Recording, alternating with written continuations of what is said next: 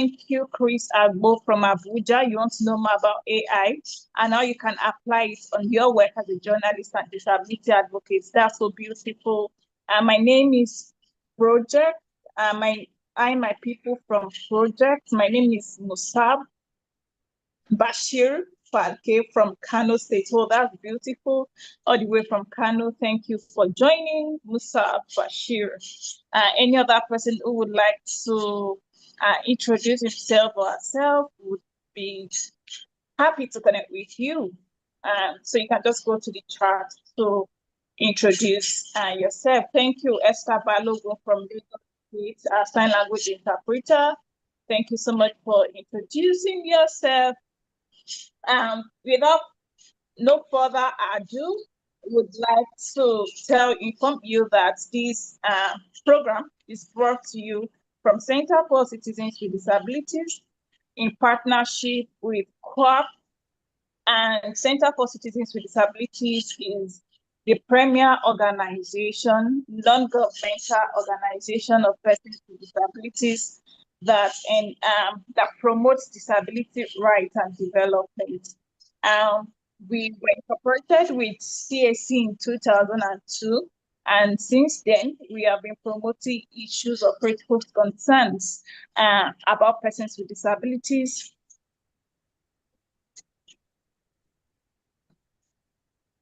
And we've implemented several projects. We look at emerging issues and we try to bring persons with disabilities up to date. And that is why we are having this training. And this training is in partnership with COAP. COAP is a leading tech and digital media company dedicated to empowering social impact organizations, professionals, and entities with transformative digital solutions. COAP is passionate about helping mission-driven organizations and technology, storytelling, and innovation to deepen their impact and build sustainable futures.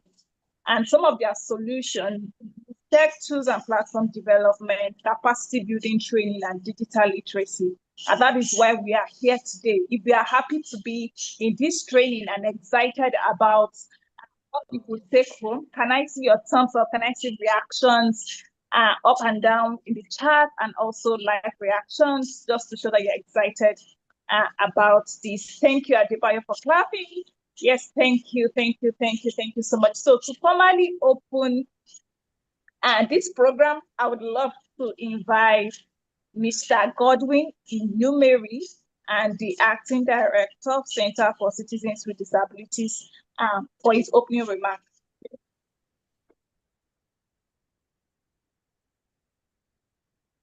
Good afternoon, everybody, and thank you, Tosin, for that precise background on the purpose for this meeting. I will just build on that, on the introductions you've made for the two partnering organizations for this training program. Tosin, can you hear me? Yes, I can hear you. Okay. So, distinguished participants, partners, and advocates, on behalf of the Center for Citizens with Disabilities, in partnership with COAP, that stands for Connecting Social Impact to Amplify Purpose and Productivity Through Technology. It is my great pleasure to welcome you to this timely and transformative online training session on harnessing the limitless opportunities in artificial intelligence for persons with disabilities. I hope I'm not too fast for the sign language interpreter. Today marks more than just the beginning of a training program. It is a declaration, a collective affirmation that persons with disabilities must not only be included in the digital revolution, but empowered to lead within it. We stand at the intersection of innovation and inclusion, where technology is not just a tool, but also a bridge to independence, opportunity, and empowerment. AI, for short, reshapes how we work, communicate, learn, and solve problems It is critical that PWDs are not left behind, but are equipped to be creators, users, and beneficiaries of this transformative technology. AI holds immense opportunities to enhance accessibilities, from voice recognition and text-to-speech tools to smart mobility aids, personalized learning system, and inclusive digital platforms. By equipping PWDs with foundational AI skills, we are not only unlocking new pathways for employment and education, but also strengthening the voice and agency of PWDs in the tech-driven world of today and tomorrow. Just a minute. This training is a statement that PWDs have the right and the ability to participate fully in shaping the future. Therefore, we must ensure that AI is disability inclusive and not used in ways that reinforce old barriers. Instead, AI must be a tool that opens spaces, levels the playing field, dismantles barriers, and amplifies the voices, talents, and contributions of persons with disabilities. Whether it's through accessible technologies, smart assistive tools, or new career pathways, AI has the potential to redefine what is possible for every person, regardless of ability. I encourage you to engage actively, ask questions, and imagine how this tool can be adapted to your daily lives, careers, and communities. I want to say a big thank you to our partner and facilitator for supporting this inclusive initiative. As partners, we reaffirm our commitment to a society where no one is left behind. Thank you and welcome to this training. Thank you so much, sir, for that beautiful welcome remark. Thank you so much. As we have said, AI has the potential to redefine everyone, regardless of your ability and regardless of the sector you currently operate. And it's good for us to maximize this opportunity for us to learn one or two things. Kindly engage the facilitator. By the time I read his profile, you would know that we have a big fish who is big enough to answer, to swallow all our AI problems and give us pathway and to use AI for our advantage. And quickly, I would like to introduce the facilitator for the training.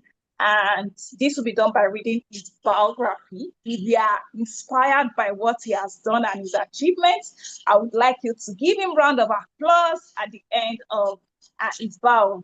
So Gio Lawal is a social innovator, passionate about creating innovative solutions that bridge the gap between Africa and the rest of the world, making it a desirable place to live in. He believes that technology is a crucial tool for driving African development, and is committed and passionate about digital inclusion, thereby closing the gap of digital divide in Nigeria and Africa at large. He's the founder and CEO of Quark, a social impact-focused technology and digital media company dedicated to connecting social impact professionals, organizations, and enthusiasts to tools, resources, and communities necessary to thrive. We also lead Seed Africa initiative for youth development, a youth-focused non-profit leveraging technology in advancing youth development and good governance.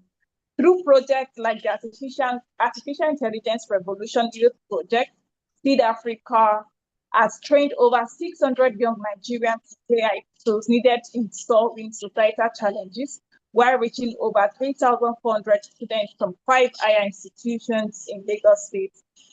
He has won different awards. He's a recognized digital inclusion advocate, a sought-after public speaker, a social commentator, a facilitator, a trainer, a consultant.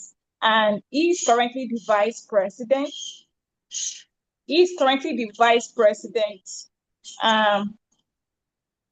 Vice President, United States Government Exchange Alumni Association, Lagos Chapter.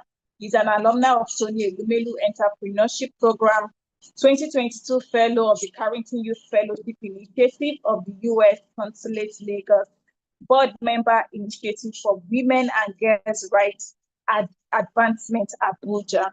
With a round of applause through your emoji and reaction, kindly welcome our facilitator for today, Mr. Gio Lawal. Then also a brief announcement. We'll be posting, we'll be sending in the attendance sheet.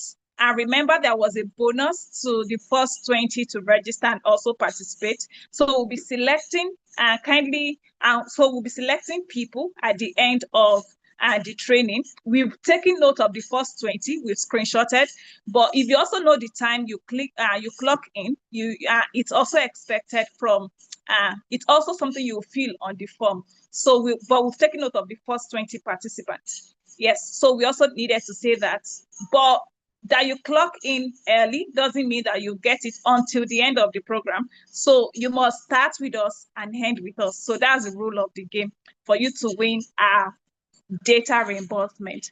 So now, with a round of applause and emoji showing our enthusiasm, let us welcome our facilitator, Mr. Gio Lawal. Thank you all. Round of applause, please. I want to feel the reaction. I want to feel the reaction that we are happy to hear from him. Lawal, please. Yeah, Tosi, from information, we are requested to on our video so that it can enhance the recording of the session. Can we all please put on our video for this training? Thank you. Well, thank you so much. Thank you, everyone. First, let me say thank you to every participant who is on this call right now. I would like to say you all are the real MVP. Please kindly confirm you can hear me. Yes. Oh, yes, very clearly. Fantastic. All right. So permit me to also appreciate quickly the Center for Citizens with Disability for bringing about this initiative, this idea for us to work together on this training. I must say that your commitment and the work that you've done over the years with persons with disability is not just looking at it from the conventional perspective, but you are also conscious about the need for the persons with disability to also be digitally inclusive, not only be inclusive in the society, but also be aware, enlightened, educated, empowered, and engaged when it comes to the use of technology. So thank you so much for putting this together and working with us. We're so glad to jump on this. Okay. Somebody is loading a whiteboard. I'm not sure that is not for me. You may want to stop sharing. Thank you. All right, thank you. So I just want to make another announcement. Okay, and they said another announcement. Probably CCD, you can help me put this in the chat. For those who may be hearing impaired and would like to see the sign language interpreter, you would see an icon on your screen that is named interpretation. All you have to do is click on it and you'll be able to see the sign language interpreter. Yes, so the sign language interpreter is on. So that is for those who would like to actually see that. So thank you so much. I'm going to go on to share my slide. So I will be using a PowerPoint to take us through today's session. And let me say that brace up, it's going to be an interesting one and also going to be quite engaging. And I look forward to getting feedback from everyone, making it as interactive as possible. We have at least 32 of us here right now. So as we move on, I look forward to our participation. It's very important. And by the way, let me say this. that at the moment, it's there is how will I put it now? Do not feel like, oh, I do not know much about AI. Oh, what do I know? I want to say. What should I say? What shouldn't I say? Please just be as free as possible. Like maybe I would put it this way: be extremely free and express yourself. Don't cage yourself. You know, we are all learning. Even me, I'm still learning. All right, so let me get started. Okay, the topic today is harnessing the limitless opportunities in artificial intelligence for persons with disability. I like to always do this to just put my picture by the side of the topic. Maybe just a way of me showing off myself. I don't know. But in a way, I just wanted to be able to put a face to the name, and also let's be able to connect, better. Like I think you as introduced, I am the co-founder and CEO of Co-Apt Solutions, and the objective for today's training, I'll be taking us through 5 things majorly. Number 1 is we're going to explore how AI is improving lives of persons with disabilities. We're going to also explore how we're going to understand what AI is in simple terms. What is AI? I'm going to try to put it as simple as possible. I know we have some very big definitions and everything flying here and there. My job today is just to make it as simple as possible. And also, we'll be discovering real-life AI applications for persons with disability, while we'll also be learning how to assess and use AI tools. And at the end, we'll also find out how to drive inclusive innovation and advocacy. So this would form the basis of today's session. All right, so I'm going to begin by us watching a video, and this is how is AI improving lives for disabled persons. I want us to pay attention to this video, and let's see together.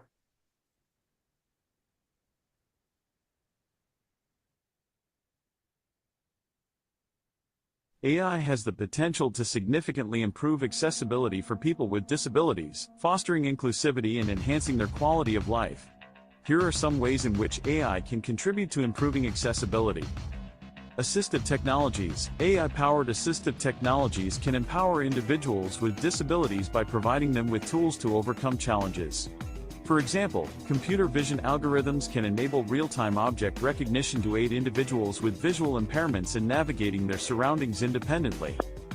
Speech recognition and natural language processing. AI-based speech recognition and natural language processing systems have advanced considerably. These technologies can facilitate communication for people with hearing impairments by converting spoken language into text or sign language. Additionally, voice-activated assistants can help individuals with mobility limitations control their environment and access information hands-free. Augmented and virtual reality. AI-driven augmented and virtual reality applications offer immersive experiences that can benefit people with various disabilities. These technologies can simulate real-world scenarios, enabling individuals to practice essential skills in a controlled and supportive environment.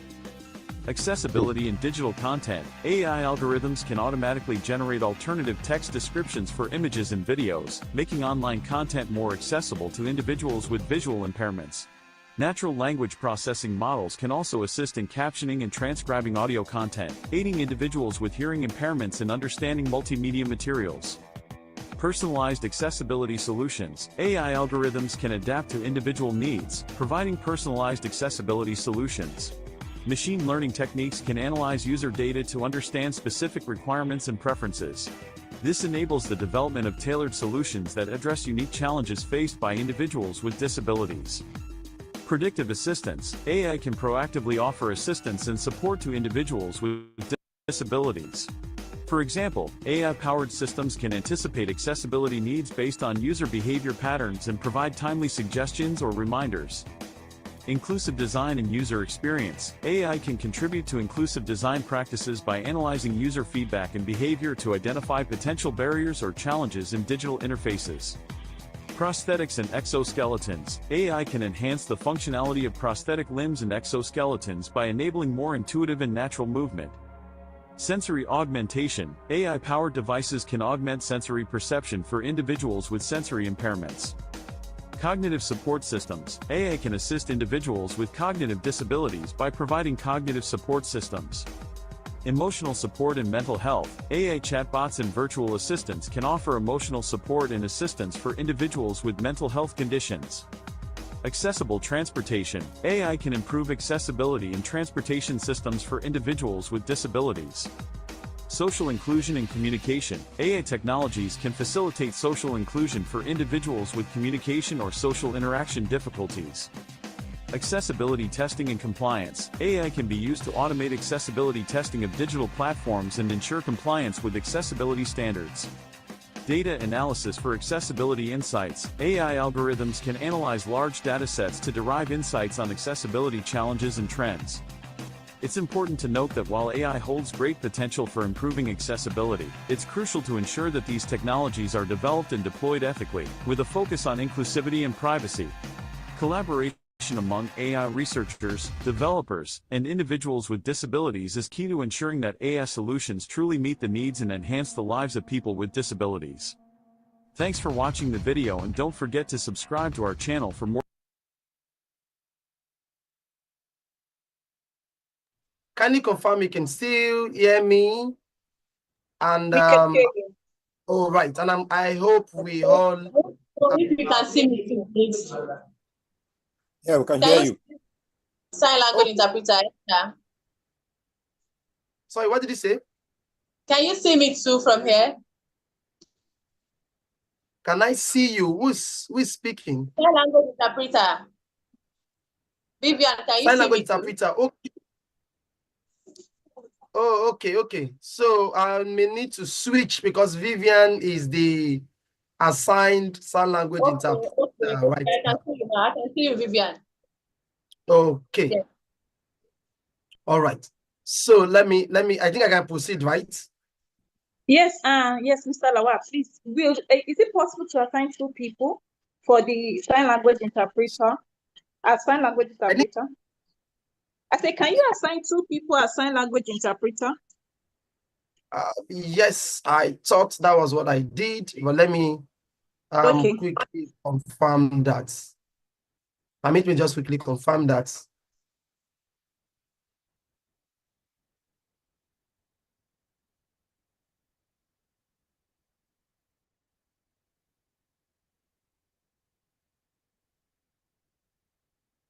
Just a sec.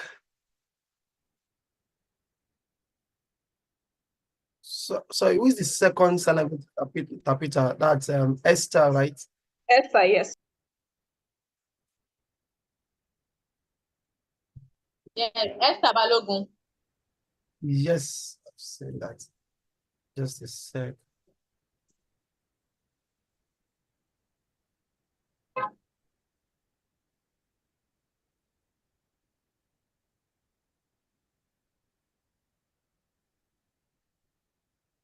Okay, actually, Esther has also been assigned as a sign language interpreter. I think the people might have to be the one to choose because they are both, Esther and Vivian are both assigned as the sign language interpreter right now. Okay, thank you. All right. So I guess I can move on, right? Yes. All right, thank you. So I think you can still see my screen, right? So let me just, I wanted to put it on full screen, but I would just continue with it the way it is right now. So what is artificial intelligence? So from what we've had, I know this is a training and we all we are joined because we want to learn, we want to know what AI is all about and everything. But I want to still ask 1 or 2 persons. You can use the chat to respond what do you understand by artificial intelligence? To you, what is AI? If you can unmute to speak, it's fine. If you can type in the chat, please kindly type in the chat also. What is AI to you?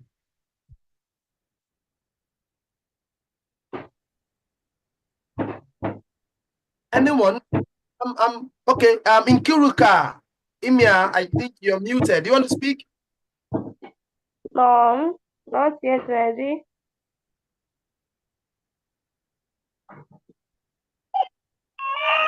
Oh, stop that. Inkiruka, are you speaking to us?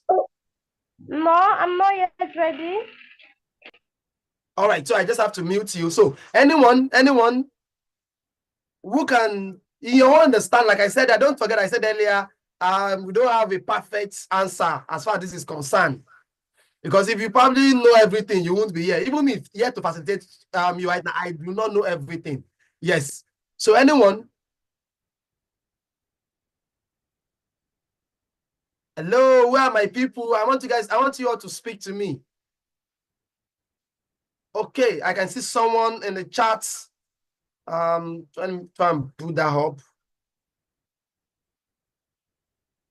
Okay, someone says taking human actions with the aid of technology. Okay, fantastic. Any other person? Someone else? What is your own understanding? Don't worry about Google definition or whatever definition by any platform. What do you understand? Yes. They try me. Okay, hold on.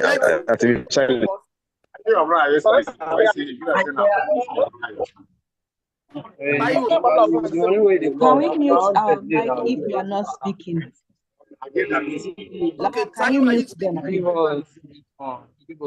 If we want to speak, can we just raise our hands and then we'll unmute you?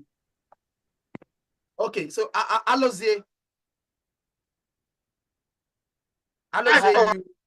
yes. What is AI? Yes, AI as the process whereby every information has been done by a machine to present human reasoning and human thoughts. Thank you. Okay. I'm not sure I got it very well, but I think I had the points I'm actually looking out for. You said if I'm going to paraphrase, AI is when machine carries out the task that normally human can do. That's paraphrasing. I can say Adebayo. Sorry, Fumilola. Soya says AI is using existing body of knowledge to solve problems. All right. Adebayo Idowu says AI is an assistive device used by humans to make work easier and faster. Ogechi says equipping machine to imitate human intelligence. Thank God says AI is the use of technology to perform specific actions or activities. Why Oladimeji says AI to me is experience of the past that are put together to project the future. That sounds Shakespearean. If there's any English like that, that sounds Shakespearean. Actually, experience of the past that are put together to project the future. All right, it's also looking like a science feature kind of thing. AI is advanced machine system acting out advanced technology. All right, thank you so much. So, like I said, my job is not to use big grammars and everything. You all have finally defined it, and I think we can for today. Should we just close for today? All right. So because of some other people here, I'm just going to I will continue. Now, in a very simple definition, AI or artificial intelligence enables machine to think, learn, and make decisions just like humans. AI, artificial intelligence, is the capacity or the ability for machines to think, to learn, and make decisions. And by making decisions, I also mean take actions. So they can think, they can learn from us. So like they can take action. But the first thing that comes up is the ability for them to learn. Artificial intelligence is artificial because it is man-made. It's let me, I'm going to stop sharing my screen so that when I need to come back to the PowerPoint, I would continue with my screen. I don't want to just be looking at, okay, I'm not even sharing my, okay. So I don't want to just be looking at the text, because I don't, my PowerPoint, I don't have so many things on my PowerPoint actually. What you see most are what you probably be hearing, things I'll be saying from here the most. So artificial intelligence is artificial intelligence because it is man-made, and it is a function of your knowledge, my knowledge, our sign language interpreters' knowledge, as you can see on the screen, the knowledge from everybody in CCD. I think I can see an organization, Spine. Yes, I can see Jonah Pid in Kaduna. I can see, Cian, rather. Yes, I can see Cian. All the organizations, everybody works in the organization. Your president, the militants out there, you know, everybody. Someone who is not with disability, the person with disability, somebody who is born tall, one who is born short, you're born chubby, you're born slim, you're born fair, you're born dark, you're born whatever complexion, whatever identity you are. Artificial intelligence is the ability for the machine to learn from all of us combined together. I like to use a very practical example. As you can see on the screen, myself and the sign language interpreter. Now, we have two things going on right now through this conversation. That is me speaking and the sign language interpreter, you know, signing to us to show us and demonstrate to us what I am saying. That is for those who probably has hearing impairment. Now, imagine that I, as a person, I want to do these two tasks at the same time. I do not know how easy it is. I'm not a sign language interpreter, but just imagine I am speaking and I'm interpreting at the same time. I'm trying to interpret in American Sign Language. I'm trying to interpret in, I don't know if there's Nigerian Sign Language. I'm not sure. But I'm trying to do this in different sign language or sign languages. I don't know which one is the best one to use. I'm trying to do this at the same time. I don't know if you can picture how it's going to look like for me. I'm probably going to lose my mind because I do not have the capacity to do that. Or imagine I'm trying to speak in Chinese, Yoruba, Spanish, Dutch. I'm trying to speak in all these languages at the same time. I only have one mouth. And so how am I going to do that? Now, simply put, artificial intelligence is the ability for machine to learn from all of us. That is why it is artificial. It is learning from all of us. It is putting together the combined knowledge of I don't know, maybe for some model. I'm not sure if any model has up to, I think there's one up to 7.5 parameters now, probably I think DeepSeek or so. Now, the point I'm trying to make is ability to look at, to pick the knowledge of over 8 billion people in the world. Over 8 billion people in the world, picking the knowledge of this number of people and being able to give it to you, speaking in the mind of 8 billion people. That is what artificial intelligence is doing. I can only speak based on the level of my knowledge, based on the level of my intelligence, based on the level of my exposure, based on the level of the experience that I have. So, as Lawal, I am limited by my exposure, my experience, my capacity, my capability, whatever adjective you want to use to qualify it going further. But when it comes to the knowledge of 2, 3, 4, 1 million, 1 billion, 1.5 billion, imagine having to put such knowledge in my head. I'm sure that by that time, I would have the ability to be able to perform multi-functions at the same time. I'll probably be able to hold two pens. I know there are some humans who can do that, but for me, I can't do that. I can hold two pens, and as I'm writing in Chinese with this, I'm writing in Spanish with this other hand at the same time. And as I'm doing that, I'm also speaking. I'm speaking, I'm writing in Chinese with this hand, I'm writing in Spanish with this hand, and I'm still speaking to you in English. It means that because I have knowledge of different people.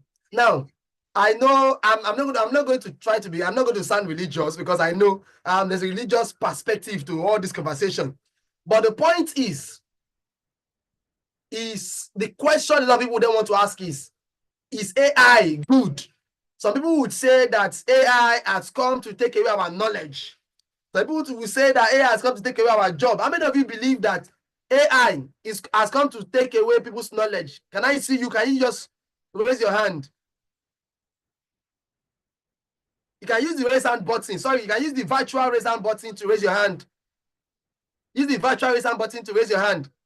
That AI is here to take our knowledge. Anybody? Don't be shy. Don't be shy. Anyone? Okay. Okay. You can use the chat to also respond. Yes, you can use the chat to also respond. I would like to read. Okay. Peace. You want to say something? Okay. Oh, you're responding to me. That AI is going to take our knowledge. Can I say something? Yes, please go on. Okay, I don't think it has come to take our knowledge. I think it has come to enhance human knowledge and capacity in trying to do our work. And some can also say it has come to take away their job in some certain area, but there's no, AI cannot take over every job in the world, because there's a limit to what AI can do and to also what human can be able to do too. Thank you. All right, thank you so much. Yes, Peace says that AI has come to enhance our knowledge. It has not come to take our knowledge.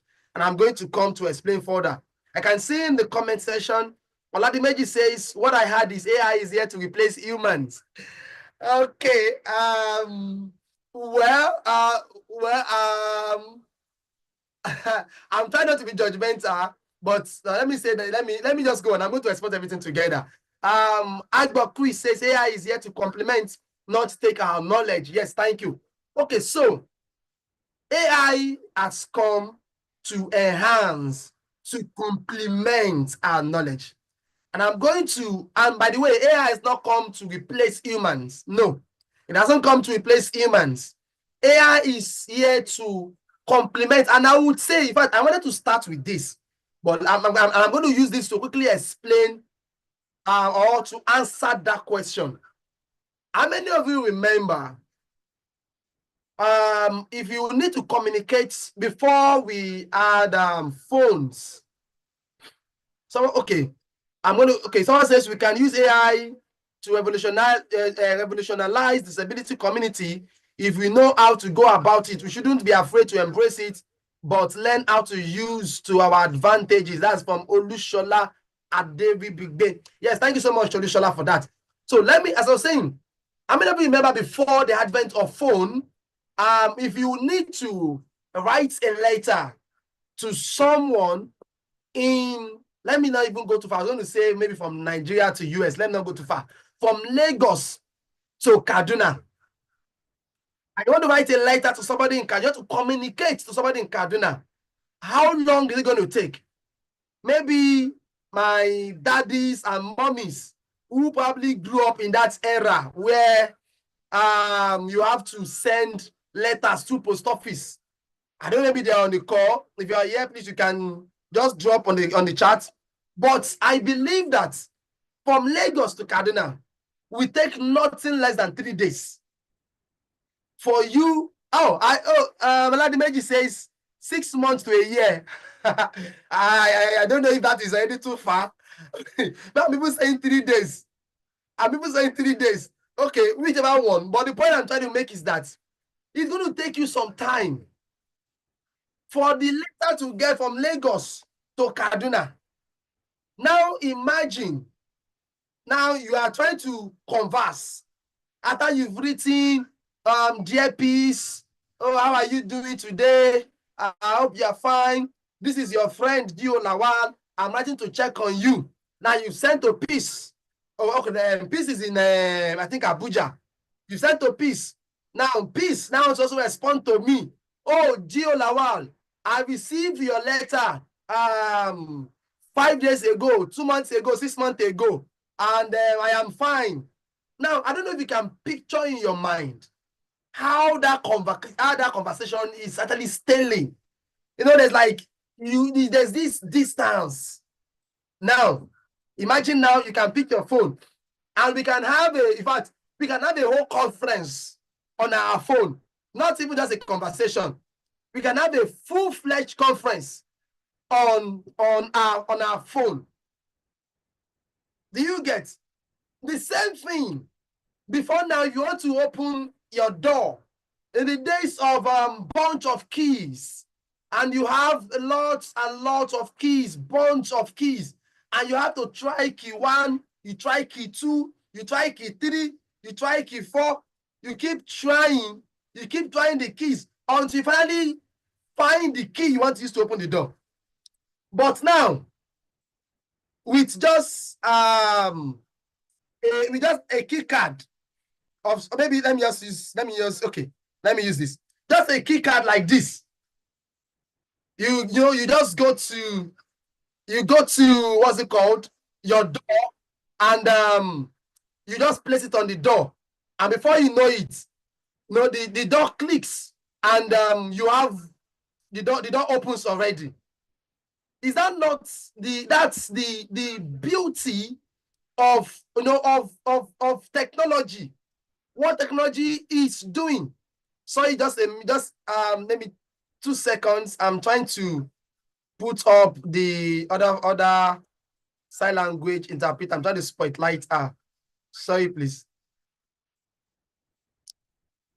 Okay, let me go on. So with just a card like this, you can get the door open. So what would normally probably take you like 2-3 minutes opening, like, with a bunch of key. With this, you tap on it, it opens, and you are in, saving you time. I can go on and on. There are several. In fact, beyond this now you can just with your thumb. There are doors that are just your thumb. There are doors that are just your hand. Your retina. Just look at it. It identifies you and it opens. There are doors with just your voice. In fact, in our homes now, we now have smart homes. You just say, Alexa, oh Siri, open the curtain. Alexa, switch on the lights. And we now have smart homes because things are changing.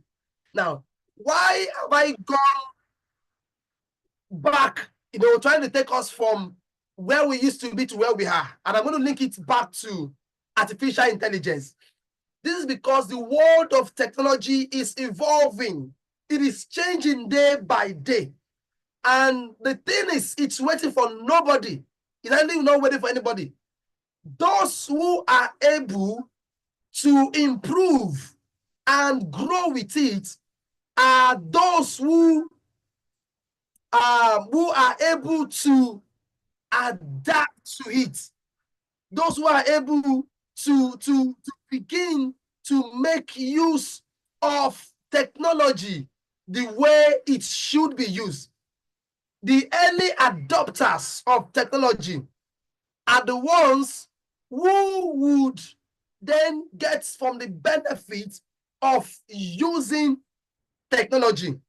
Not those who are still, looking at conspiracy theory. Oh, this is there, that is there, this is that. The truth is, it is here. Technology is evolving, and it will keep evolving.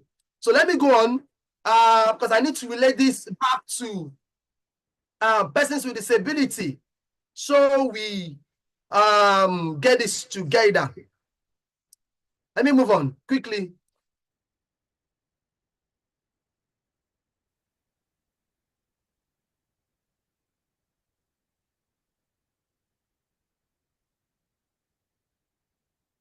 All right.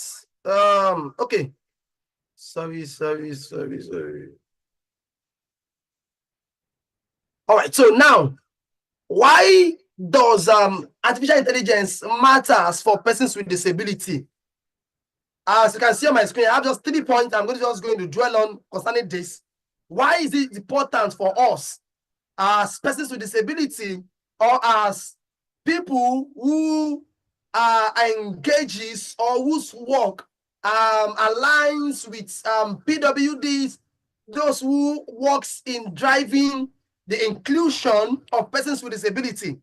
Permit me to say that while we drive the inclusion of persons with disability in the society, we should also begin to look at the inclusion of technology, especially artificial intelligence, in the world of persons with disability. Because AI helps us to break barriers related to mobility, communication, and learning. We now have technology that helps with speech recognition, where persons with hearing impairment can, as I'm speaking right now, I think we can see on the screen. I don't know. I think the caption is active. Those with hearing impairment are able to read what I am saying as I am saying it right now. This is the work of technology. In fact, this is the work of artificial intelligence. It's able to pick my voice and transcribe it and put it into caption for us. By that, bridging the gap of communication between the hearing and the hearing impaired. The aspect of mobility, we have people with physical disability, and now with artificial intelligence, we now have prosthetics that are not just fixed. We have prosthetics that are just fixed, that are not, they can't move. For example, the prosthetic for hand, we now have one that can move, where you can even move your fingers. You can carry things and you can carry out functions just like the hand would be able to do. These are functions of artificial intelligence. I'm still going to dwell more on that. Also, it also helps to support independence and empowerment. I saw a video, and I wish I probably can show us that video. Maybe I would still do that. Someone came up with a suitcase. For people with visual impairment, we make use of the cane, for mobility, to be able to identify objects and be able to get our parts properly, right? Now, a suitcase was developed which also functions more like a guide dog for a person with visual impairment. Let me just try and put up that video because I want us to see it. And I'm showing us videos because I don't just want to talk. Actually, don't just want to. There's a lot of things going on that goes beyond just talking about them. That involves we also seeing and being able to relate with them ourselves. Now, this suitcase was designed in the manner that as you walk, it guides the person with visual impairment and leads the person and speak to the person. In fact, direct the person to the location he or she needs to get to. Now, this is a function of artificial intelligence. And this is what technology is doing, what technology is bringing forward, to us. What technology is, how technology is shaping the world for persons with disability. This being said, sorry, can you guys still hear me? I seem not to see myself. Hello, can you still hear me? Very Yes, well, very can clearly. All right. Okay, thank you so much. Thank you. So this is what technology, helps us to achieve. Now, it also enables better access to education and employment. Oh, the world of employability for persons with disability and education of persons with disability and accessibility. And in fact, let me also add inclusion of persons with disability is also changing as a result of technology. Why we are pushing for government policies, enactment of the right policies, implementation of policies, and those things that we are doing, the fantastic work we are doing with government on the issue of governance, which are very fantastic. Technology is actually helping to speed up the process. Yes, it's speeding up the process. Now, education is more accessible. And there are platforms that make it. I'm going to dwell more on platforms. That's why I'm trying not to lay too much emphasis on the platform. I'm still going to get into the platforms as we proceed. Now, when it comes to employment, there are platforms that makes it easier for persons with disability to be able to get the right jobs that meets with their capacity, and they're not being discriminated. A person with disability is not being discriminated against by their disability. I have a personal philosophy that we are all disabled. That is my own belief, that every one of us, we are disabled. Just that our level of disability is what differentiates us. But we are all disabled at one point or the other. It is just the difference. That is what differentiates us. Yours might not be physical, but in fact, I would say that especially all of us in Nigeria, maybe if other people who will probably be seeing this from outside Nigeria, I believe that most of us in Nigeria, because I am a trained counselor, and I understand the function of our mental capacity, how it works, and most of us, if not all of us in Nigeria, we all need a counselor. In fact, if you all don't need rehabilitation. So, but yeah, sometimes we try to paint it to me, oh, I do not have physical disability. A lot of us have mental disability. So when I'm talking about person with disability, I'm not just only talking about those with physical disability, including everybody, every one of us. So technology is helping to advance, to quicken the inclusion of persons with disability, including me and you, in the society. Now, I want us to see another video, which I'll be using to buttress my point. Please, kindly follow me and pay attention.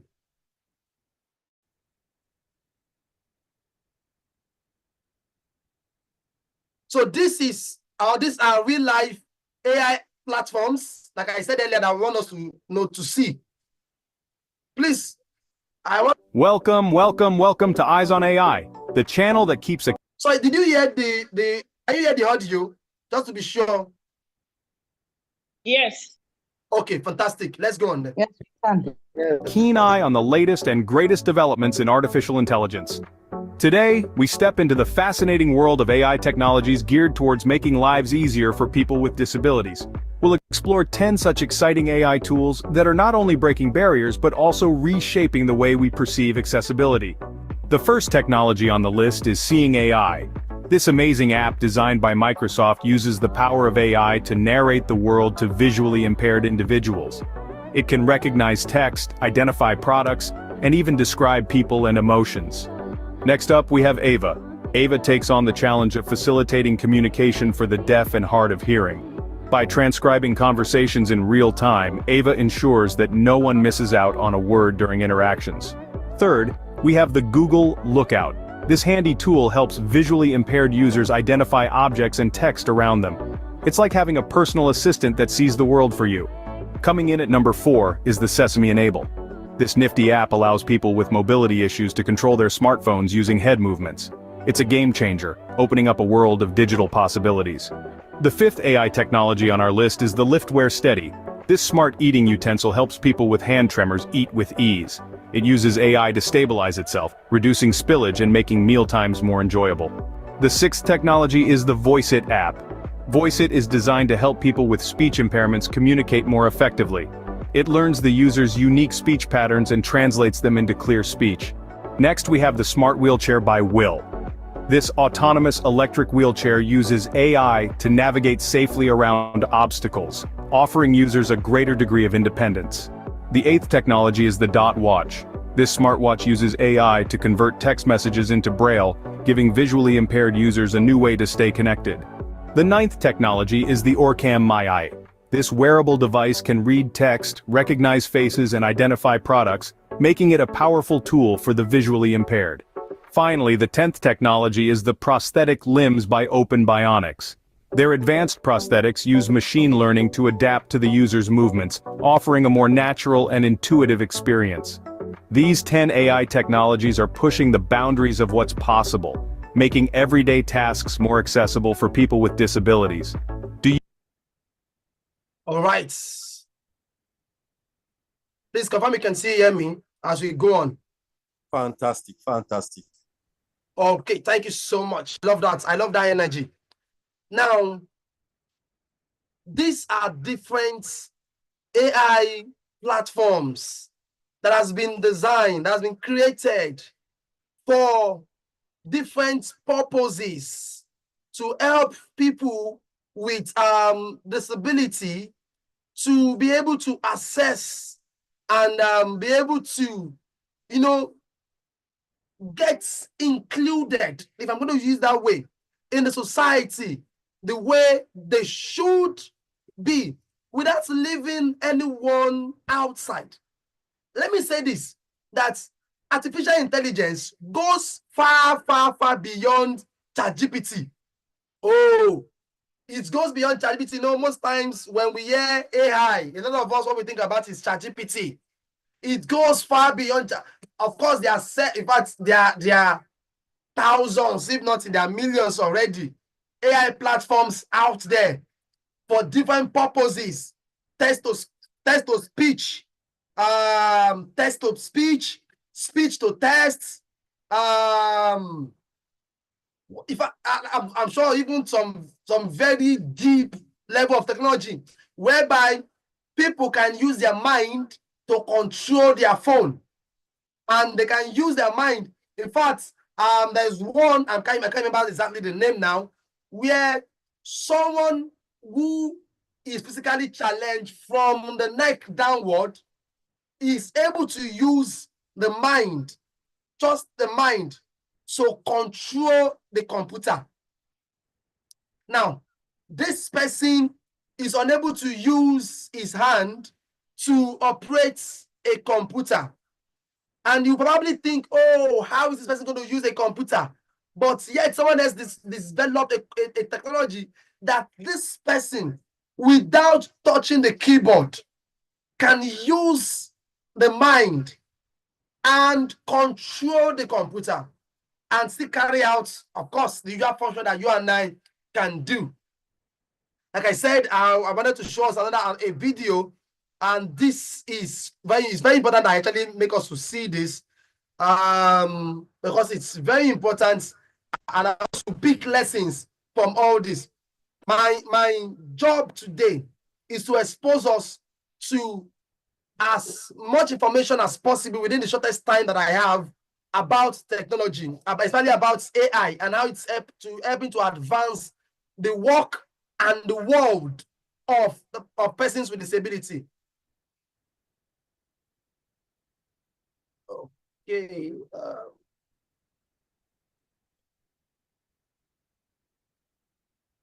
Sorry, I can't get the audio from this. Do not know why. I'll try and put this up again.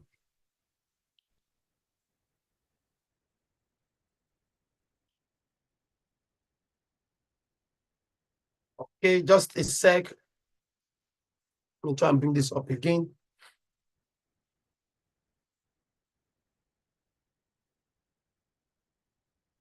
Oh, okay. Unfortunately, I can't get the audio, but let me still put it up. So I'll just be the one to narrate this so we can get to see it. I don't want to quickly see this. It's a very short video. All right. So this woman actually made the presentation. So now so she's a fellow at IBM, and they designed this particular box you can see her holding. It's like a suitcase, but it's not a briefcase or a suitcase or a bag. On that bag, what you have on that bag is a sensor. This is a sensor, and this sensor is connected to this woman's phone, and it speaks to the woman. Oh, as the woman can communicate through the phone, can communicate to the boss and say, oh, I need to get a cup of coffee. Direct me to the nearest coffee shop. And the suit also functioning almost like a crane or like a guide dog, leads the woman as she moves. And if you notice something, when it sights an object, either a person or an obstacle, it moves and avoid such objects so that there's no collision. And as it's moving, it's also communicating with the woman. This is this on your left. Oh, on your left is a statue of so and so. On your right, oh, is this so and so shop. And you know, as the woman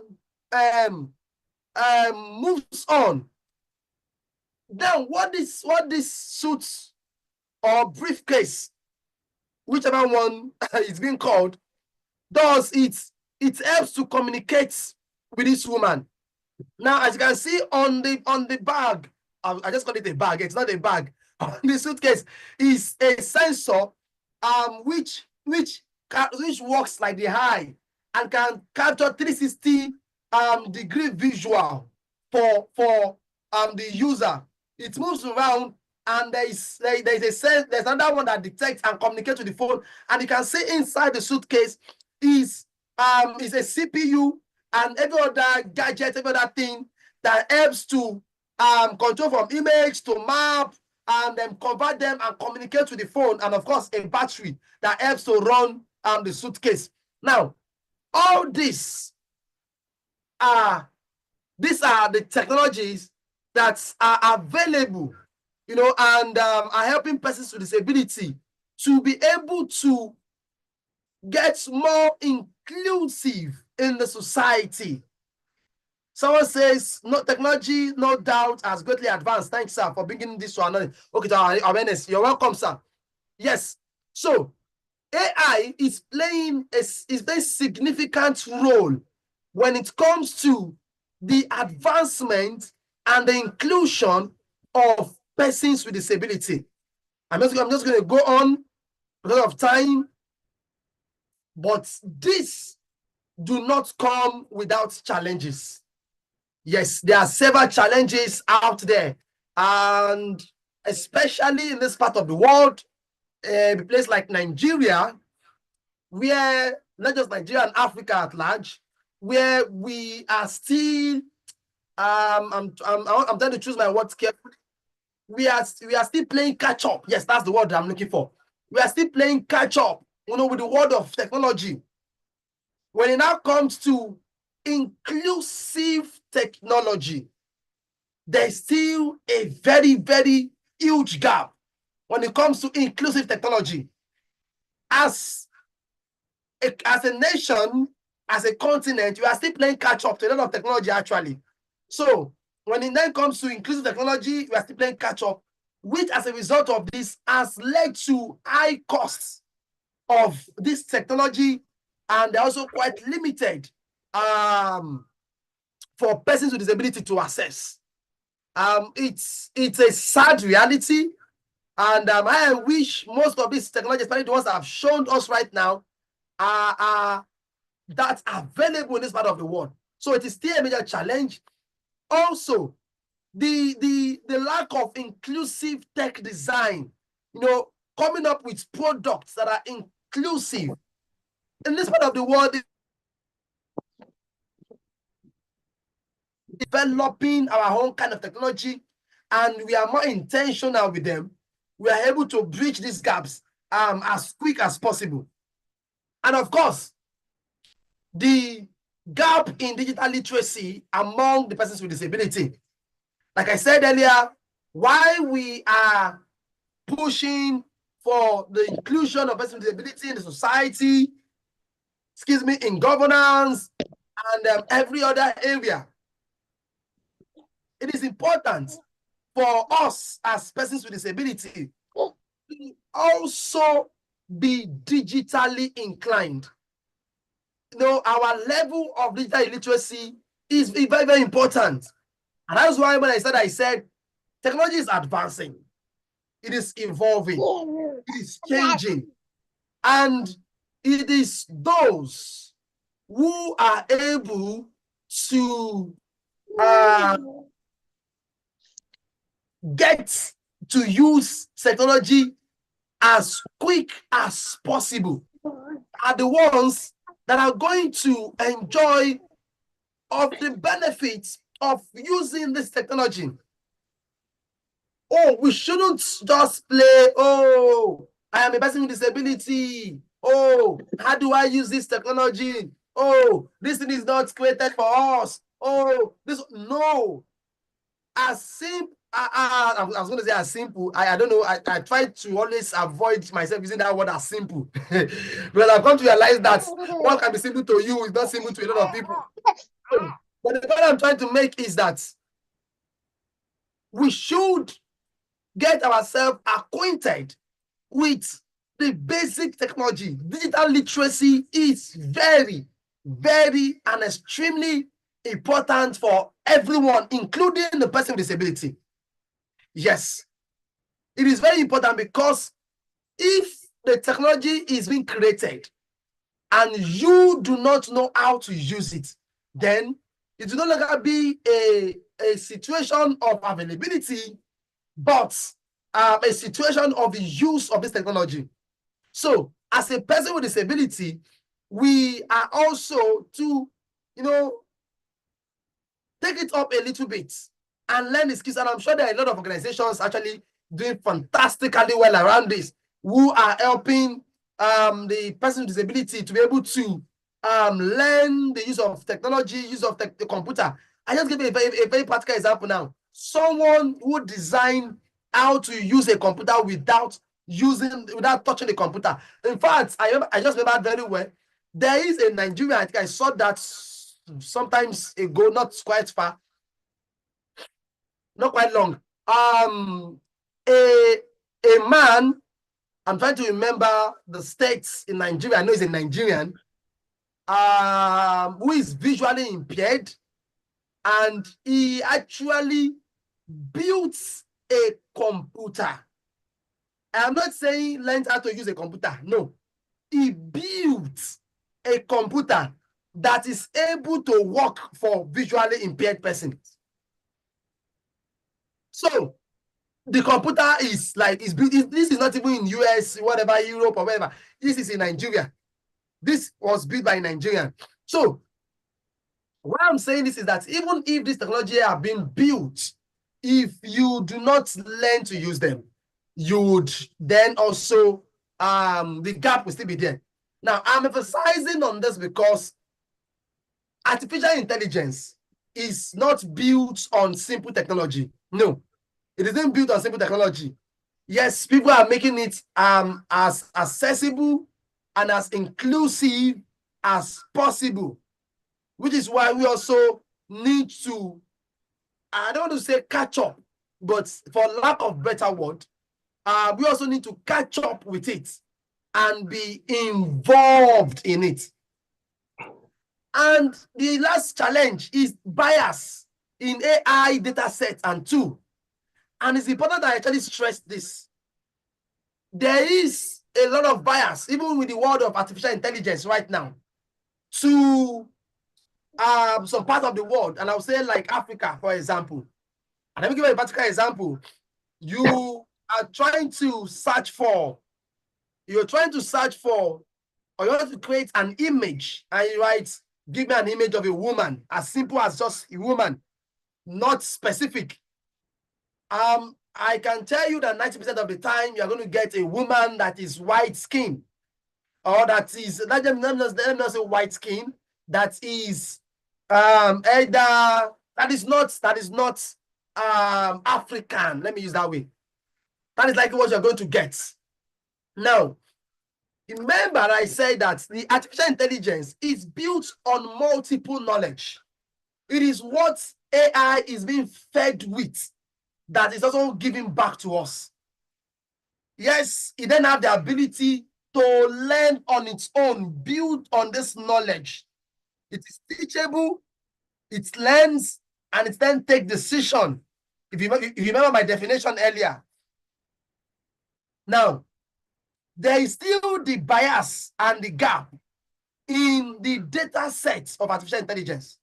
Now, if this is available to, if this gap is there across the world to the blacks, the Africans, and there's still I don't know if the word discrimination is the best, but probably not discrimination. I'm not going to call it discrimination, but if the data that powers artificial intelligence still lacks components from this part of the world. Now, try to picture how the knowledge of most of this artificial intelligence is about the persons with disability. And that is the question I want us to actually answer to ourselves. How inclusive the data sets that is used in building artificial intelligence, how inclusive are these data sets and tools to persons with disability? Now, why am I stressing this is that we also have a part to play in making sure that AI, as it is advancing, is also the data sets used in building artificial intelligence also captures also captures the need and also captures the persons with disability. Oh, there are some that I just showed us the video. Those are more specific, right? They are more specific to persons with disability. But there are quite a lot out there where you are not specific. And that will lead me to the next thing, which is, as persons with disability, how do you then get involved? How do you get involved? By the way, let me say, artificial intelligence has always been there. Oh, it has always been there. It didn't just start. Some of us think maybe when what's it called? ChatGPT that was 2021 or so, September. I think September 2021, if I remember very well again, when we all got to know about ChatGPT. That was when a lot of people got to know about artificial intelligence. But it has always been there. When you are typing on your phone and you're trying to type a word, and the phone like completes it for you. That is the work of AI. It's been there for a very, very long time. Now, how can you get involved? I think I already answered the first one, which is you also need to improve on your knowledge of technology. Now, I keep saying technology and not just saying AI, because technology powers AI. As I'm saying, you need to also improve your knowledge on technology. Start with the basics. Start with those around you, with the knowledge around you. Build on them, learn them, and there are free platforms out there for you to learn from. There's Google, there's Khan Academy. Almost all the platforms now they all have their learning feature where you can go and learn from, and majority are free. Majority of them are free to a very large extent. They are free, and there are a lot of lessons that have also been built for persons with disability. Someone says there is no interpreter. Can't we see the interpreter is up? Someone says there's no interpreter sign language. There's a sign language interpreter here. Please, can somebody else confirm you can see me and the sign language interpreter? I can see you on my screen. I want to be sure that we're not leaving anyone out. Hello. Peace. Tosin, can you hear me confirm? You can also see the sign language interpreter. Okay, I can't see, but I think you explained how they can language interpreters. Maybe you can re-explain. I didn't get it. No, I was asking if you can see the sign language interpreter because I can see the sign language interpreter on my screen. So I can't see the sign language interpreter. I can't can see. actually see them. I've sent them a chat. I think they should go through the video, and then I think Esther's video is on, and then Vivian too. Yeah, no, Esther video is on. It's Esther that is spotlighted with me right now. Esther is spotlighted with me. Yes. Okay, you can see Esther, right? Yes, I think can see Esther myself. We are both on the screen. Pin them so that they can they will see them as they come in. But can you see them on your own screen? Can you see myself and Esther? I can see Esther. Okay, you can see Esther. Okay, so I'm going to do this. I'm going to remove my own video. So probably only Esther's video will be the one showing on the screen. Maybe I guess it's because they're actually using their phone. So that's why. So I think let's go on. So it's easy now for Esther to be the only one on the screen. So all you need to do is just hear my own voice. So let's move on. So as I was saying, please kindly mute yourself. All right. Apologies for that break. For that break in transmission. Okay. So now how do we get involved again? Is we also need to advocate for accessible technology. It is important. Why we are advocating for inclusion of persons with disability in the society. Sorry. Is there a way we can remove Esther's name? Her name is blocking the signing. The name placed in front of her. Esther's name? No, that's by default from Zoom. It's not. It's her face is very visible.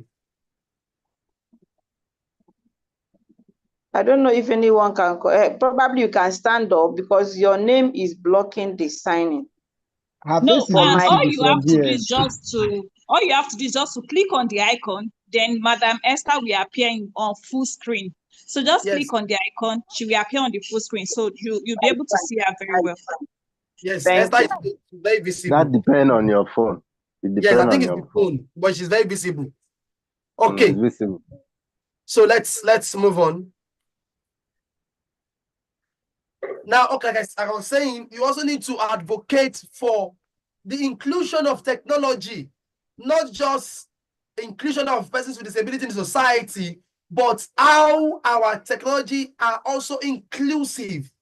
Can we, and I want to challenge us, and probably also challenge organizations like CCD and others who are working with persons with disability to also begin to advocate and begin to challenge the platforms, organizations that are building technical tools, and begin to question if their research and development, their R&D is actually being carried out and it's inclusive of persons with disability. Because it's important for that inclusion to also happen. And why am I stressing this is because technology is changing a lot of things. AI is already changing the way we work. AI is changing the way we interact with one another. Now, while you are still looking for inclusion in society, the society itself is moving to the digital space. So While you are looking at, oh, inclusion of person with disability in society, that society is already moving to the data space. So I would say, let's also begin to advocate for more accessible technology. You see, one of the things we do at Co-opt is that we also build websites for organizations. And I think our last client that we worked with, we are still working on their platform. I'm not going to call their name. One of the things they told us, even while we were discussing about their platform, was, in fact, they made it explicit that the site must be accessible. It's accessible to persons with disability. So because of that, the website was created.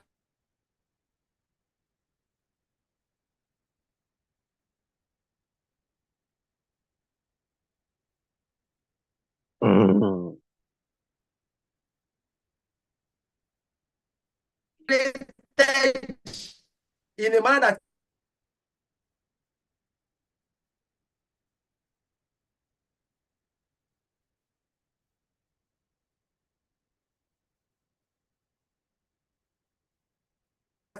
it's accessible to persons with the inclusion of technology in the work.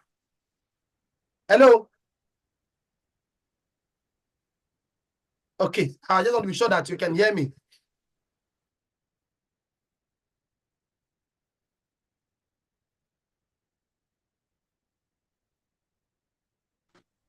Okay, apologies.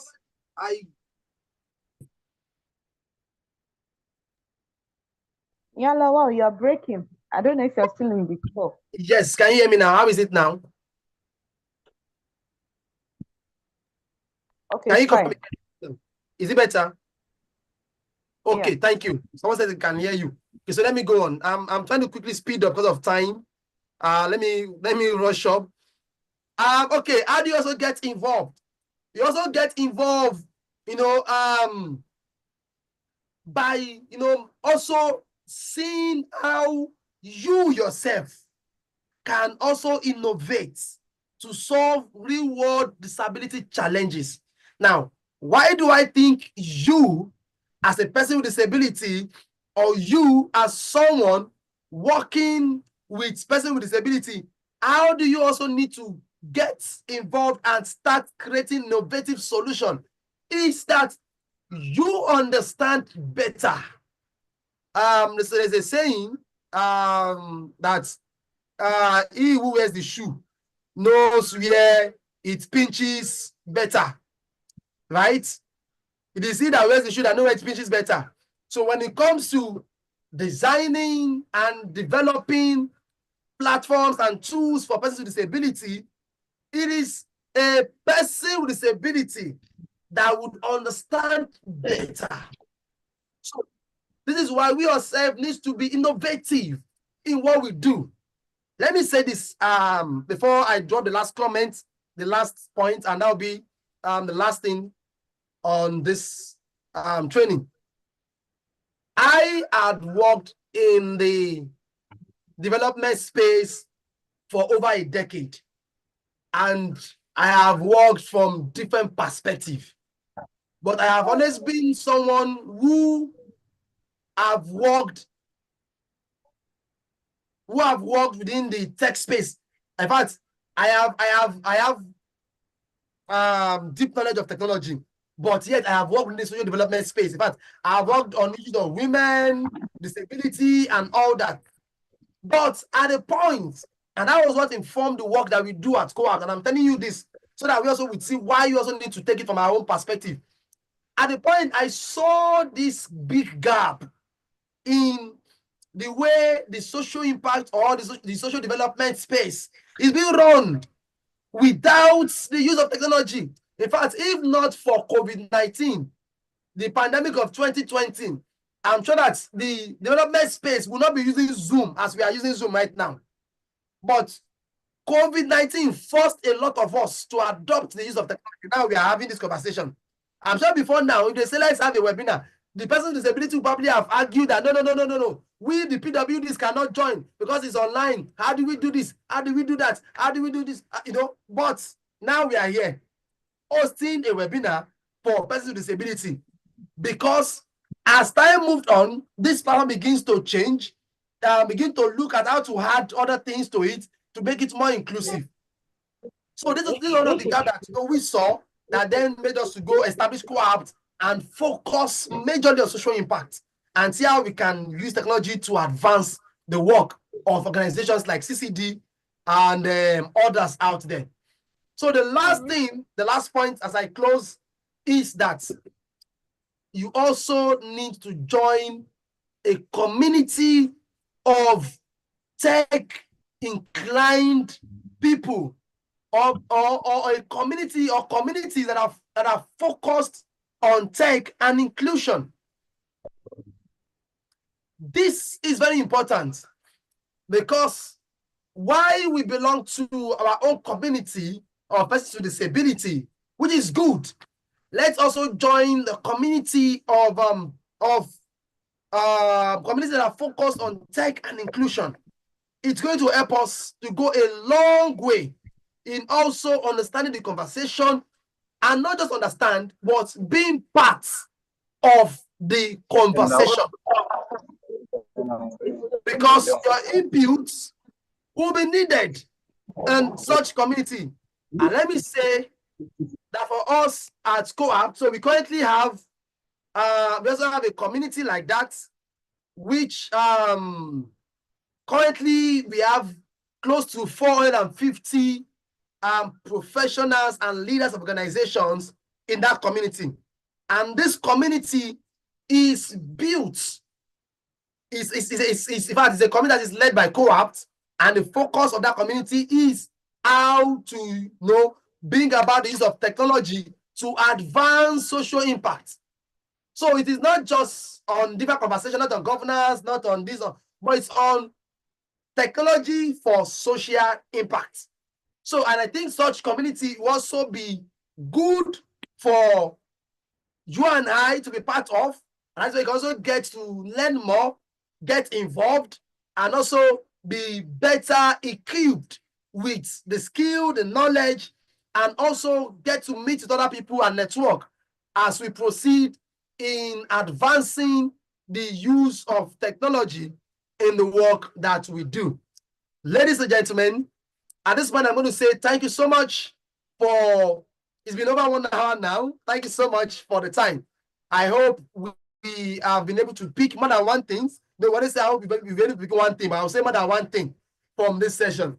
I'm now open to questions. If you have questions, you are please free to ask your questions. Thank you so much. Thank you so much, Mr. Lawal. I think Mr. Lawal deserves a round of applause. If you can just give us the reaction that you enjoyed that session. It's been mind-blowing, 1 hour mind-blowing session, telling us, opening our minds to the possibilities in AI as persons with disabilities. We saw the illustrations, the videos of how people are leveraging technology, leveraging artificial AI for their day-to-day activities and also living. And so please, a round of applause for him. You can use your emoji, the reactions, and you can also go into the chat to comment on the work Mr. Lawal just did. Thank you so much, Mr. Lawal, for that beautiful presentation. And now it's time for question and answer. In case you have any question, kindly signify by the raise of hand. If you can raise your hand, kindly raise using the virtual raise of hand, or write your question in the chat. Please, we have just 10 minutes for this. We are targeting 2 marks, yeah. So I can see Aduku Emmanuel. Okay, thank you so much. You can kindly unmute and ask your question. Aduku Emmanuel. Hello, good afternoon. Yeah, good afternoon. We can hear you. My question is this. In advancing technology for persons with disability, That is inclusivity in advancing technology for persons with disability. Apart from visually impaired person, that any website can be designed for them, for them to fill it and then do whatever they want to do on the internet. What other ways that technology can be improved for persons who is physically challenged,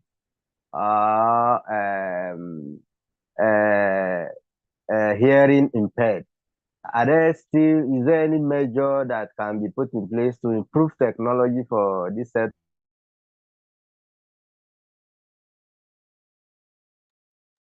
All Thank you right, for your thank you question. so much. Aduku Emmanuel, if I pronounce the name very well. So you're asking what are the ways for technology to be improved upon for the persons with disability? So let me say, I think I already answered that, because of my presentation, is actually for you to, or let me say the PWD community to be involved in the process. Well, that is one, be involved in the process.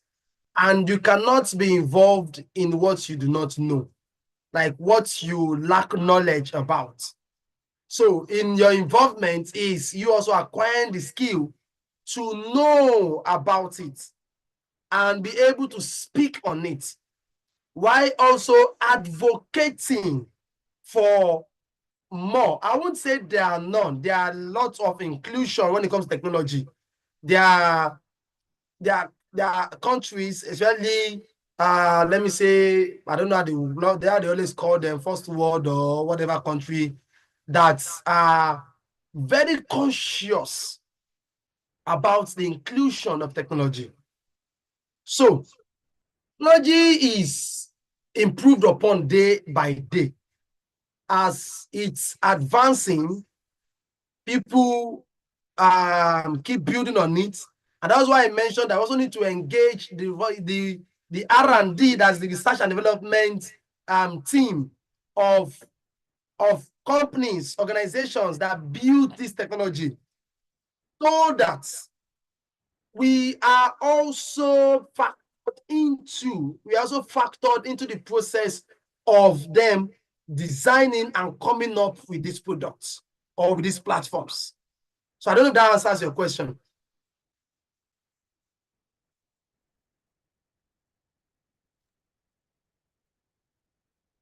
Hello? So Hello, over to you. Mr. Aduku. Okay, maybe he has network challenge. I think I would also like to add that also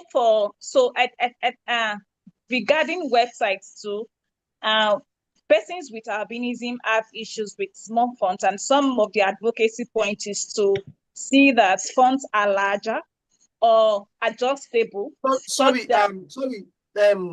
Tosin, I don't know if we can have the sign language interpreter. I can't see anyone, so we can add bigger back to the screen. I'm not sure Esther video is still on. Okay, so I think Esther was off earlier. Okay. Is on, Mr. Bigger is on. Okay. So okay, I can see you now. Sorry, I wasn't seeing your video earlier. Yeah, Tosin, please go on. Yes, okay, so for website, point of advocacy for persons with albinism will be large fonts or adjustable fonts, such that they can always specify the kind of font so that it will be visible and legible for them. Then for persons without upper limb, some of the point of advocacy is to see that there can be voice recognition on websites, so that without their link, they can use their voice to say, "Oh, you can now scroll, you can go to the next page, you can slide to the next page," and all of that. So I think these are the issues. But the issue is we need to identify that there is a gap. a survivor, a person with upper limb but maybe on wheelchair may be able to access websites without any challenge, but your vulnerability will be dependent on your level of access to a website. So do you have a person with albinism would have issues with fonts. Persons with hearing impairment would add issues with audio. So would make sure that audios have captions or maybe a translated version. Persons with sight impairment now would have audio too. Yeah, sight impairment would be audio. All of those vulnerabilities or gaps for us. So those are the issues we keep advocating for. We keep speaking to technocrats and also digital experts like Mr. Lawal to improve upon so that everyone can be included. I don't know if that also corroborates what Mr. Lawal said. Yeah, thank you so much, Esther. I said Esther, thank you so much, Tosin, rather. Like I see that Peace hand is raised. Yeah, okay. Thank you so much for that. I'd just like to ask, probably Sorry, please, we can't hear you. Can you hear me now? It's a little better, but maybe you want to speak louder. Can you hear me now? Yeah, okay, it's better. Okay, so I said, well done for the presentation.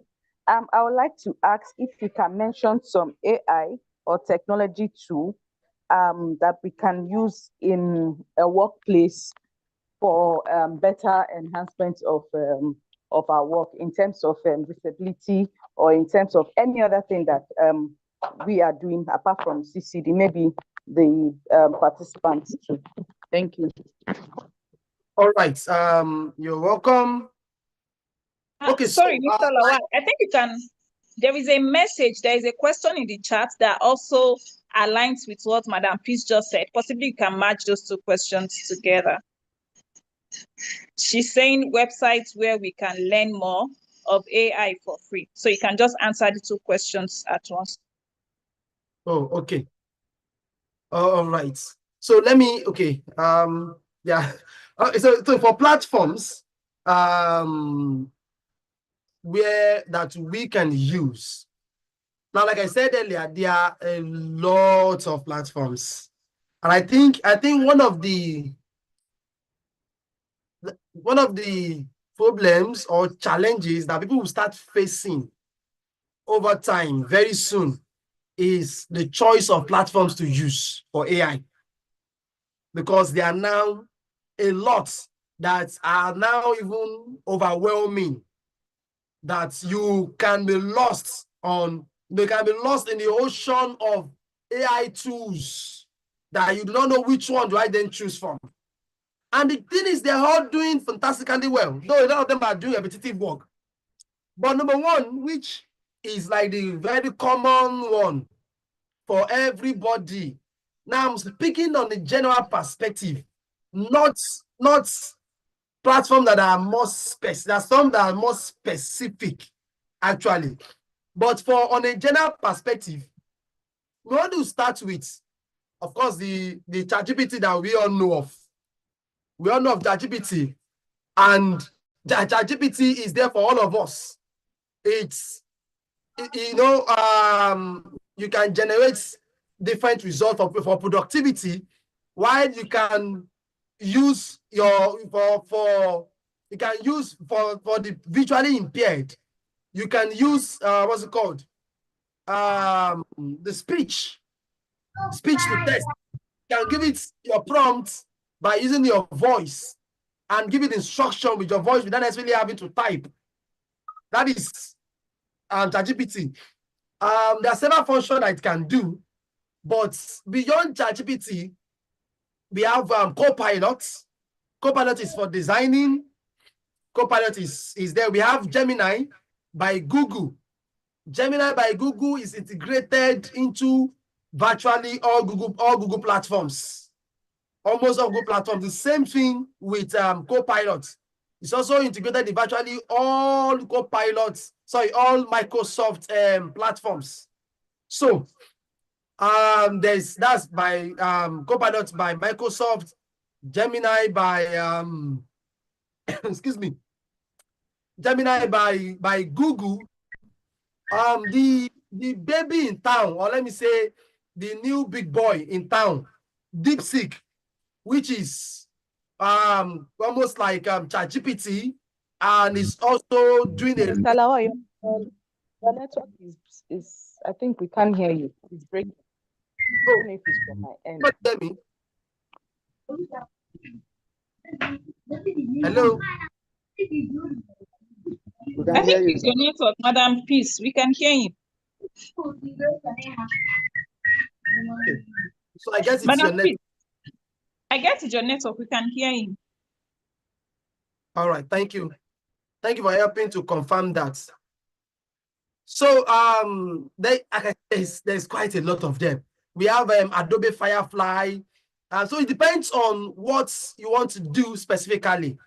However, for some specific platform, like tools created for some specific purposes, like the Scene AI, like it was shown on the screen earlier, the Scene AI, which is used for, it helps for the visually impaired, and it helps to let you know your surroundings, the things around you. How can you communicate with the things around you? Oh, I have there's a box of chocolates, you know, or probably are trying to ask, oh, where did I keep my shoe, my red shoe?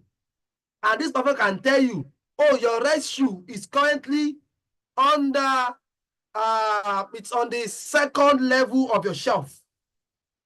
That is for somebody who is visually impaired. Now we have AVA. Now this AVA is for somebody who is hearing impaired. It's helping with the communication with somebody who is hearing impaired, and it helps to convert what someone is saying to text. In fact, there is I'm sure there are other chat bots like that.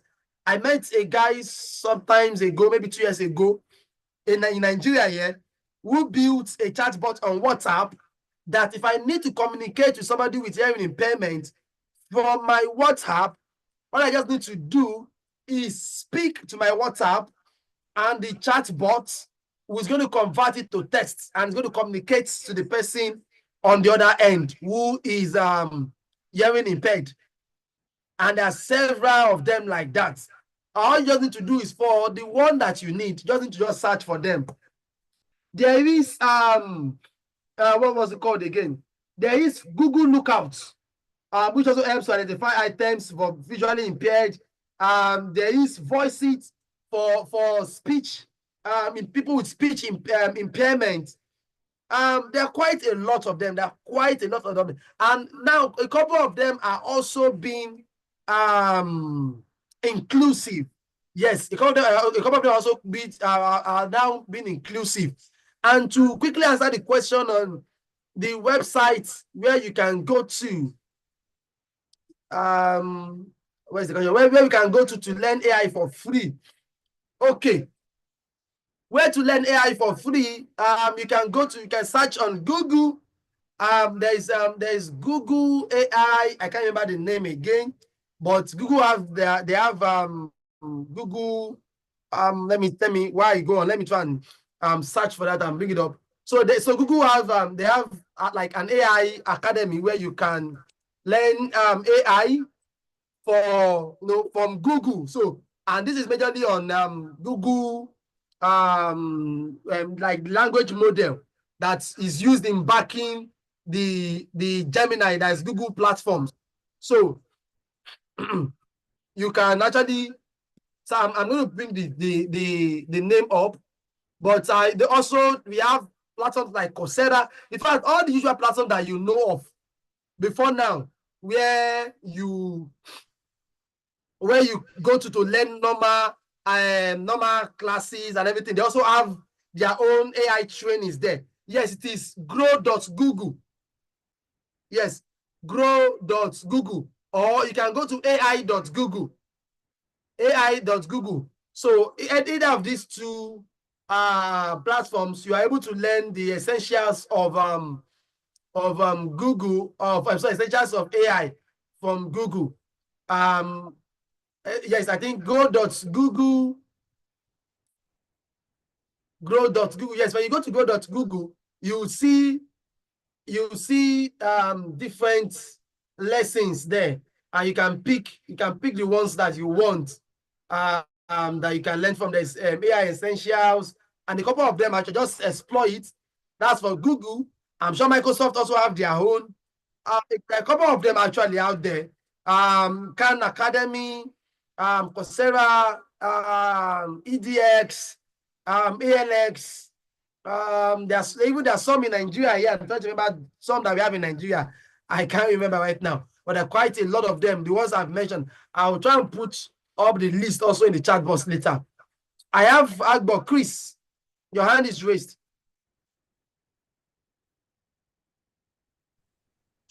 Hello, can you hear me? Yes, we can hear you loud and clear. Yes, we can hear you loud and clear. All right. Thank you very much for your training. I think I've been able to learn a lot today, this afternoon, coming from you. And I also want to thank CCD for bringing this up, because this is where the world is going, and persons with disabilities should also be carried along. Yeah, they've also touched other questions I wanted to ask, but the one question I want to ask is that there are so many guardians that you actually mentioned that is outside the website that we are talking about, just like the AVA, the Ockham, and so many of them that the visually impaired persons can make use of. I want to know how affordable they are.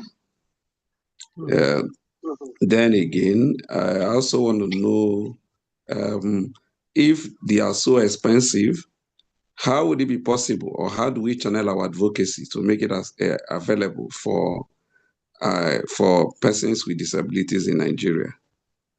Then again, if we are able to dictate that some of these platforms are not really, there are so many things that they are leaving out.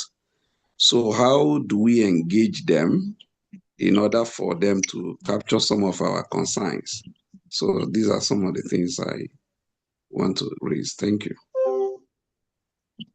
Okay, thank you so much. First, I will start by answering you that most of these platforms are not cheap, especially those tools, all those equipment that are built, specifically for different purposes, maybe for visually impaired, hearing impaired, prosthetics, and the rest of that. A lot of them are not cheap.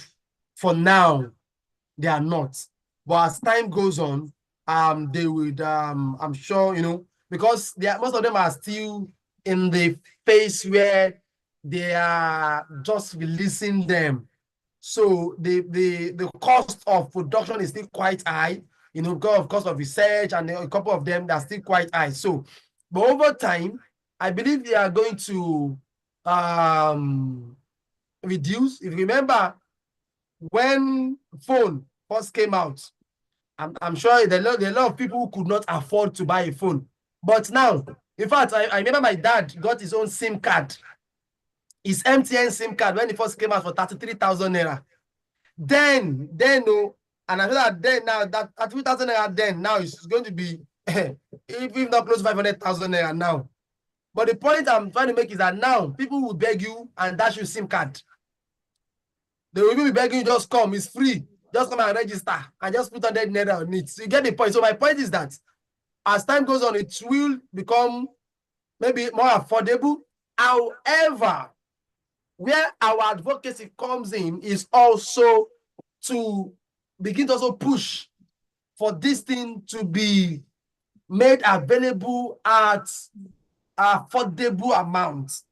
So we don't just wait until the amount comes down. No, as we start getting to know that these things are coming, and we start engaging with them to make it affordable, because what is the essence? Though I must also say that technology is not cheap. AI right now is quite expensive. Building AI platforms is quite expensive. In fact, not even building it, even trying to use the existing one and trying to integrate it into your own work is still expensive. Not to talk of those who are actually building, it's quite expensive. But we've seen with the likes of DeepSeek, when DeepSeek came out, the budget that was used in building a platform like DeepSeek was quite cheap to the amount used in building the platform like ChatGPT. So this is also to let us know that as time goes on, building of these platforms or building this technology will become cheaper. I don't know if I'm able to answer your question. And let me add, yes. Let me also add, Yes. thank you so much. Okay. Yes, but I wanted, okay. Go on, sir. I wanted to know how we can channel our advocacy, to some of, because you actually mentioned a whole lot of them, but on using them, we may be able to discover one or two challenges. So how do we reach out in order for our concerns to be addressed? Okay. So I would say that starting from, I'm just going to put two things out there, two ways I believe this can be addressed. But one is from the government, and of course there are agencies or there is a ministry that is responsible. There are ministries, not just one. I think from the point of Ministry of Science and Technology to the Ministry of I don't know. I think we have Ministry of Innovation or something like that. We can't say, but we have NITDA and a couple of these organizations that are focused on issues of technology in Nigeria here. These are agencies, ministries, government parastatals that we can engage with. Now, the second layer is the private organizations themselves. Can we also reach out to them? Oh, you've seen this platform. Oh, you've tried using it. Can we also give them our feedback? Some of them, of course, most of them should carry out their own research and development. But can we also be that level of another layer of push for them, so that those who are making those decisions will know that they are actually getting this from those who are actually going to need that inclusion when it comes out? I don't know if I answer you. Yes, I think it's fine. All right, thank you. There's a question in the comments. We also know that digital bridge institutes will also be very useful, maybe under NCC as well. All right, Sam. Yeah. So someone says, how do we engage the government and effectively advocate? Well, I think you already have organizations like CCD who work with persons with disability. So, and CCD is a national organization, and CCD is doing a lot already. So I think, like I said earlier, is for organizations like CCD to also not just work around issues of governance, media, election, and other things, gender, to also begin to see how to also drive engagement, advocacy on technology. So we can work with organizations like CCD. We also have associations and association of persons with disability, and we have our networks. We can also work, because the best way to drive advocacy is not when you are the lone voice speaking, but when you are working as an organized body. Then your voice is more stronger and it's firm, and it's easy to be heard than just you trying to speak. So, but you can always, I'm sure, reach out to CCD, and they will be able to work out a way around that. Someone said, thanks, sir, kindly. Is there internship opportunity at co-ops for we that are already in the tech space? I just had my CCNA certification some weeks back. Okay, you can chat me. You can chat me up. Let's talk about this outside here. I'm going to drop my phone number in the chat right now. You can reach out to me, and you can also send a message, or probably just send your CV to coapts. That's info@coapts.com. Oh, I sent it privately to Peace. Sorry. Let me put it on general. So you can actually reach out to me. That is my contact, and you can send a message, send your CV, or just send us a mail at coapts, and we'll pick it up from there, and we'll reach out and see what is possible. And as I'm sure there are no questions again. You can also reach out to us at coapts, and this is for everybody, for probably other partnership, collaborations. Okay. The number is not complete. So sorry. I think I made a mistake. Sorry. Okay, I'm editing, and yeah, it's complete now. So you can also reach out to us for partnership, collaboration. We are open. We carry out training. This is just like a facilitation, but if you want in-depth training on AI, you can't exhaust the facilitation on AI in 3 hours. We can't even exhaust it. It's a very deep conversation that we train on, not just AI, social media management, a couple of things. And as mentioned earlier, we also offer different Sorry, hello, is someone speaking?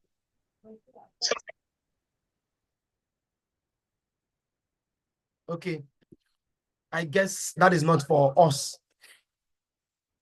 All right, so thank you so much, everyone. I think I'm just going to stop there.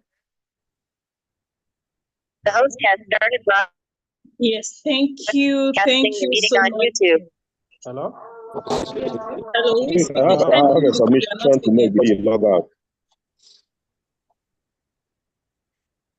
Hello. Yes. So good afternoon, everyone. I'm sure it's been a productive time. Thank you, Mr. Lawal. Thank you so much for the insights shared, and also providing answers to our long-standing questions. We really appreciate you. Sorry, can you hear me? So the first announcement. Yes, we can. Okay, thank you. So we can hear you. attendance Here to everyone. Thanks so much. I appreciate the training. Please, kindly fill the attendance form. I'm going to be post now. Only 15 people has completed. Thank you so much for all the organizers. We need this On your for conference 2023 to monitoring and everyone. evaluation. We need.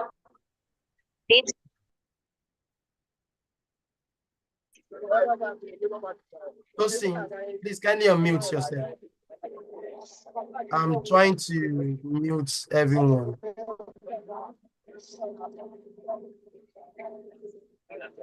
Hello, Tosin. Yes, Can you I unmute can hear yourself? you. Okay, thank you. Yeah, can we all switch on our video while we take the group photograph? If you are comfortable, kindly switch it on, but we'll advise everyone to. We'd like to see your beautiful faces. So kindly smile while Mr. Lawal takes our photograph. Everybody say cheese, say mushi. Kindly smile. Adiza, smile to the screen.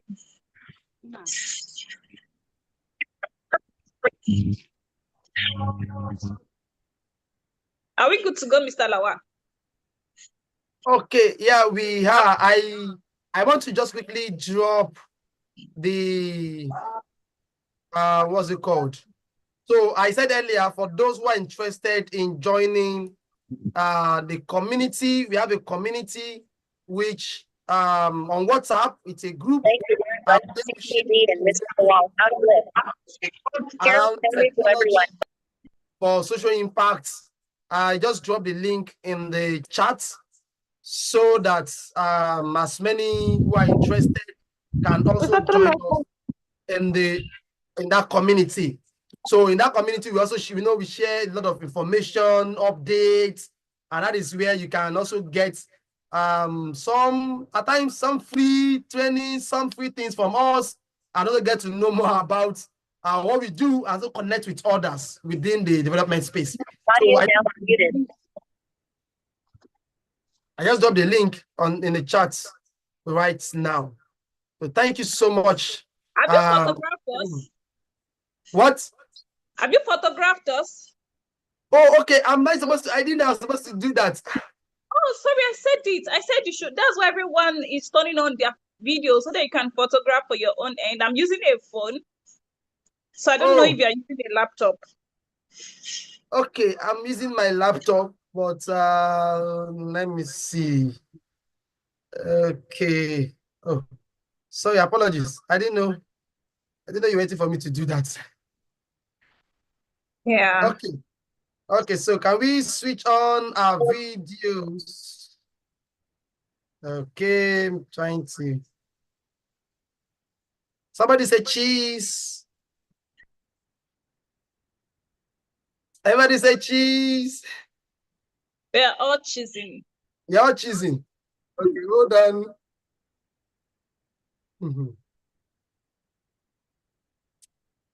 A second. Okay, I think for those who switched on their video, we are done. Others did not switch on their video. So we are good. Okay. Yeah, thank you so much. Now I will kindly fill the attendance form. I will now invite Madam Peace Oriaku, our M&E officer, to kindly give the closing remark to officially close the training. Okay, let me confirm. Can you all hear me? Yes, we can hear you. Yes, we can. Yes, we can. All right. Okay. Good afternoon, everyone. And please, someone's mic is on. Can you mute? Yeah, thank you so much for this training. Mr. Lawal, we want to thank you so much for finding it time and for this knowledge. No knowledge is a waste. We are so grateful at CCD. And I must let everyone know that he's actually doing this for free. And no knowledge is a waste. We can't even get this if we tend to pay outside. But want to say very thank you from the management of CCD and to everyone who has participated. We wish that you will take the knowledge you have gained and move forward and run with it. In advocacy, in your work, in anything that you're doing, use AI to enhance your capacity and do not let AI move you away from your work. And please try to register and the attendance so that we can be able to reimburse those that actually participated from the beginning to the end. We are monitoring it. And thank you so much. And it's bye from us from CCD. And we wish to do this some other time. Thank you all.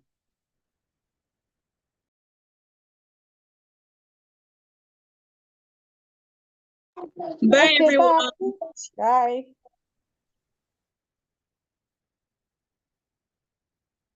Thank you. Can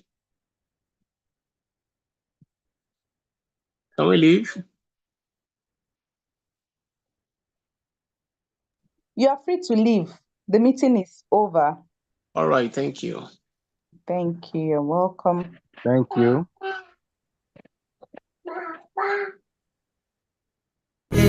Hold your head high. Hey, little darling, we better go before it's too late. Sneak out the window and down the fire escape. Hold my hand tight. 'Cause we're just runaways, run, renegades, run to get away. And we just run because we ain't giving it up, gotta get away. Always a haunted place. Oh, when you and I are the ghosts, how I wanna take you home, but we're just audio now.